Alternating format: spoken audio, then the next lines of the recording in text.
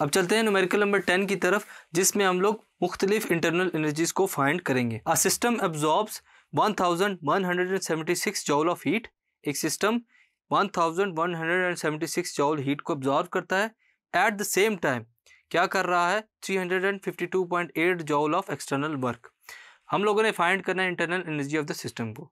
उसके बाद हम लोगों ने फिर internal energy of the system को फाइंड करना है जब वहाँ पर हीट चेंज होगी और उसकी वैल्यू क्या होगी 1050 जॉल्स, और वहाँ पर वर्क डन क्या होगा 84 joules. What will be the change in internal energy of the gas, 2010 joules of heat is remove at constant volume. फिर हम लोगों ने लास्ट पे फाइंड करना है कि हम लोग देखेंगे कि जो इंटरनल एनर्जी ऑफ गैस है at the rate of 210 जॉल heat, जब हम लोग उसको रिमूव करेंगे at the rate of constant volume. आइए हम लोग सबसे पहले गिवन डाटा देखते हैं students. The heat absorb by the system, जो सिस्टम की तरफ से जितनी हीट एब्जॉर्ब हुई है Q1 वो कितनी है 1176 जॉल। Work done by the system, जो सिस्टम की तरफ से सराउंडिंग्स पर वर्क डन हो रहा है स्टूडेंट्स, वो क्या है W is equal to 352.8 joules. Change in internal energies को हम लोगों ने फाइंड करना है, डेल्टा U फाइंड हम लोग करेंगे। फर्दर सॉल्व करते हैं, सॉल्यूशन देखते हैं। सबसे पहले ए पार्ट में हम लोग पहली इंटरनल एनर्जी को फाइंड करेंगे using first law of thermodynamics.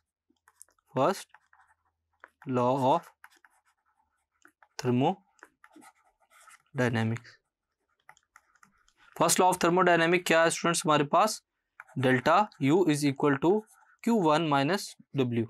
Values put करते हैं, delta U is equal to 1176 minus 352.8 joules. Further solve करेंगे तो डेल्टा U हमारे पास किसके इक्वल है स्टूडेंट्स 823.2 जॉल्स। पहली हम लोगों ने इंटरनल एनर्जी फाइंड की स्टूडेंट्स। अब हम लोग पार्ट बी की तरफ चलते हैं। इसमें हम लोग फिर इंटरनल एनर्जी को फाइंड करेंगे, लेकिन यहाँ पर हीट और वर्क डन चेंज होगा।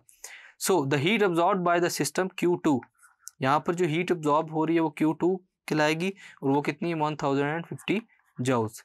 और हमारे पास इसके साथ साथ वर्क डन भी चेंज होगा W, वो कितना हो रहा है 84 जॉल्स।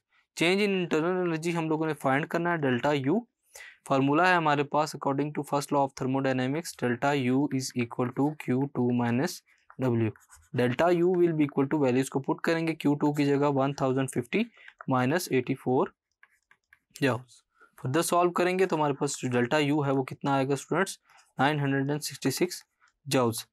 यहाँ पर हम लोगों ने इजीली इंटरनल एनर्जी को फाइंड कर लिया with the change of heat and the work done values. अब पार्ट सी में देखते हैं हमारे पास कि जो इंटरनल एनर्जी है वो क्या होगी जब यहाँ पर फिर हम लोग कांस्टेंट वॉल्यूम के दौरान हीट की वैल्यू को चेंज करते हैं।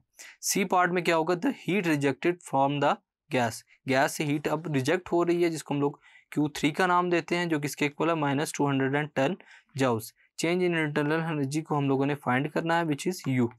सिंस वॉल्यूम इज कांस्टेंट, यहाँ पर वॉल्यूम कांस्टेंट है तो डेल्टा U यानी कि इंटरनल एनर्जी जीरो होगा, और इसके साथ साथ जो वर्क डन है वो भी जीरो होगा। यहाँ पर हम लोग फर्स्ट लॉ ऑफ थर्मोडायनेमिक को यूज करेंगे तो delta U is equal to Q1 minus W।